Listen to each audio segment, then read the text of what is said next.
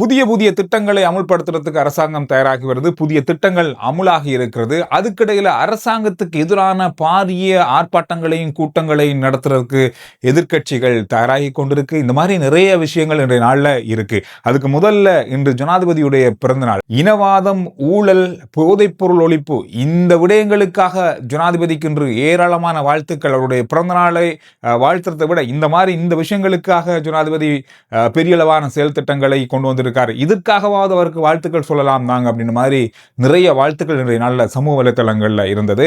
எனவே எங்களுடைய செய்தி பார்க்கிற நம்முடைய செய்தி தளத்திலிருந்தும் அவருக்கு இனிமையான வாழ்த்துக்களை தெரிவித்துக் கொள்கிறோம். செய்திகள் இன்றைக்கு எப்படி இருக்குன்னு சொன்னா, எதிர்க்கட்சிகள் பக்கமாக சொல்லப்பட்டிருக்கின்ற பலதரப்பட்ட கருத்துக்கள்ல இருந்து பார்க்க போனா, வருகிற நாட்கள்ல அரசாங்கத்துக்கு எதிராக பலதரப்பட்ட மக்கள் பேரணியை நடத்துறதுக்கு திட்டமிட்டிருக்காங்க. நுகைகொடல் நடந்த மாதிரி இது வருகின்ற ஜனவரி மாதம் இன்னும் ஒரு பேரணியை நடத்த போகிறோம் அப்படின்ற மாதிரி எதிர்க்கட்சிகள் இப்ப சொல்லியிருக்காங்க. கம்மன் விளையாட்டு நாள்ல அதை பத்தி சொல்லியிருக்காரு. இது எல்லா எதிர்க்கட்சிகளும் சேர்ந்து நடத்த போறாங்களாம். 1-2 1000 கூட்டங்களை நடத்த போறாங்களாம். அதாவது நுகைகொடல் நடந்த மாதிரி 1000 கூட்டங்கள். அதாவது நாட்டில் உள்ள கிராமங்கள், நகரங்கள் எல்லா இடத்துலையும் மக்களை தெளிவுபடுத்த போகிறோம் அப்படின்ற மாதிரி சொல்றாங்க. என்ன நடக்க போகுது தெரியல. இப்படியாவது இந்த நாட்டை கவுத்துருவோம் அப்படின்றதுல குறியா இருக்காங்க இந்த எதிர்க்கட்சிகள்ன்றதுல இந்த விஷயங்கள் தெரியுது. அதோட 2-3 நாளைக்கு முதல்ல உங்களுக்கு தெரியும், ஜனாதிபதி மாளிகையில தமிழ் முஸ்லிம் பாராளுமன்ற உறுப்பினர்களை அழைத்து ஜனாதிபதி பேசியிருந்தார். இந்த உரையில, இந்த கூட்டத்துல வருகின்ற மாதம் நடக்க போற, அதாவது எல்லா மக்களும் சேர்ந்து, எல்லா இனங்களும் சேர்ந்து நடத்த போற ஒரு பண்டிகை அல்லது ஒரு கொண்டாட்ட நாள் தொடர்ச்சியாக 3 நாட்கள் கொழும்பு நடக்க போகுது. இது எல்லாருக்கும் பொதுவான பண்டிகை அப்படின்னு சொல்லி வர்ணிக்கப்படுது. இந்த பண்டிகை காலத்துல எந்த இடத்திலையும் இனவாதம் கொண்டு வரப்படக்கூடாது, இனவாதம் தொனி அங்க இருக்கக்கூடாது, இனவாத பேச்சு அங்க இருக்கக்கூடாது அப்படின்றதுல ஜனாதிபதி கடுமையா இந்த கூட்டத்தில் வைத்து அங்கு வந்த உறுப்பினர்களிடம் பேசியதாக சொன்னதாக சொல்லப்படுகிறது. ஜனாதிபதி யார் அழைத்து பேசணுமோ அவங்களை அழைத்து என்ன பேசணுமோ அதை பேசியிருக்காரு. அவ்வளவுதான். இலங்கையில தேவைப்படக்கூடிய மிக முக்கியமான சில திட்டங்கள் அறிமுகப்படுத்தப்பட்டிருக்கிறது.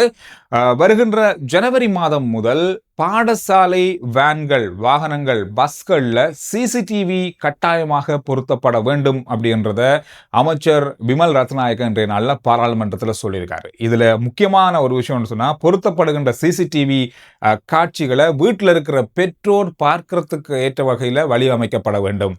இந்த விஷயம் கண்டிப்பாக இருக்கப்பட வேண்டும். அதோடு மட்டும் இல்லாமல் நிறைய விஷயங்கள் கைட்லைனா கொடுக்க போறோம். என்னென்ன விஷயங்கள் பாடசாலை மாணவர்களை ஏற்றி போற வாகனத்தில் இருக்கக்கூடாது அப்படின்றத வலியுறுத்தும் முகமாக ஒரு சுற்றறிக்கை வெளியிட போறாங்க.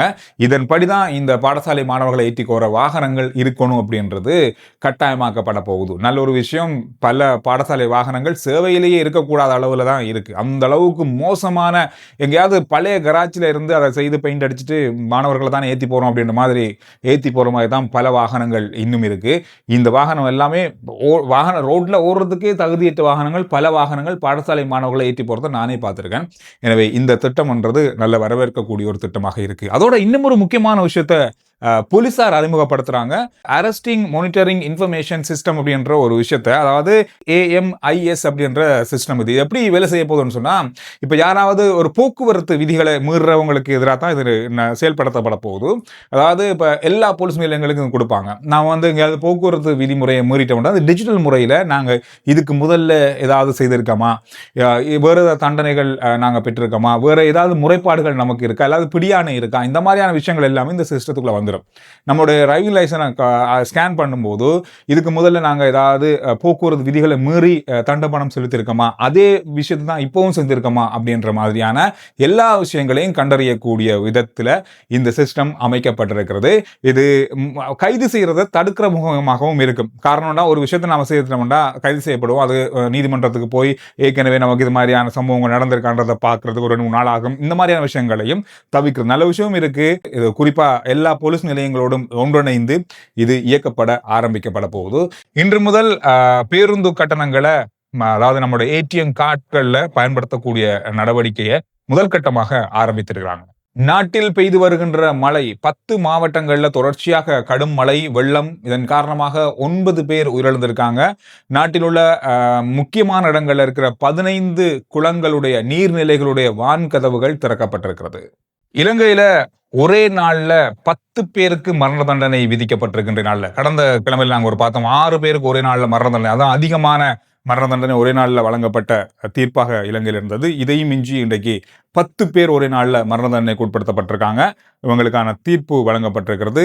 எம்எல்பிட்டிய நீதிமன்றம் இந்த தீர்ப்பை வழங்கியிருக்காங்க. 2011ஆம் ஆண்டு நடந்த கொலை குற்றத்திற்காக, கொடூரமான கொலைக்காக இந்த 10 பேரும் இவர்கள் குற்றவாளிகள் என்று நிரூபிக்கப்பட்டதை இணைந்து இவர்களுக்கு மரண தண்டனை விதிக்கப்பட்டிருக்கிறது. இதுல 3 பெண்கள் அடங்குவதாக சொல்லப்பட்டிருக்கு.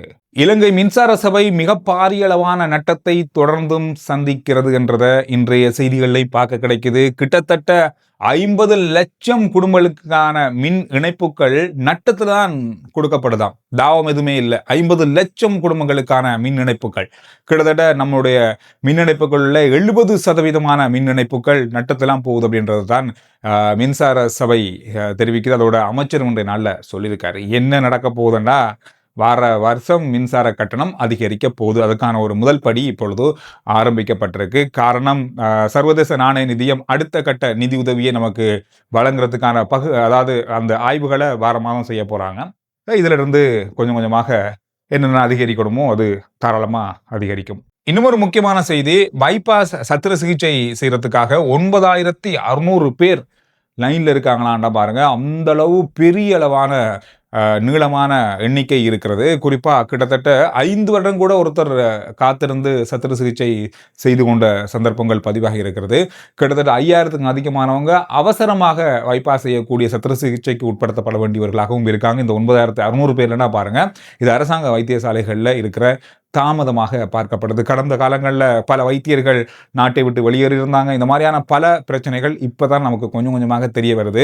இவ்வளவு தூரம் நீளமாக இருக்கும் பட்சத்தில் எந்த அளவுக்கு அவசரமாக செய்யக்கூடிய சத்திர சிகிச்சைகளை வருங்காலத்தில் செய்ய போகிறாங்க அப்படின்றது தான் இப்போ இருக்கிற மிகப்பெரிய ஒரு கவலைக்குரிய விஷயம். இந்த விஷயங்கள் இன்றைய நாளில் பார்க்கப்பட்ட மிக முக்கியமாக செய்தியாக இருக்குது.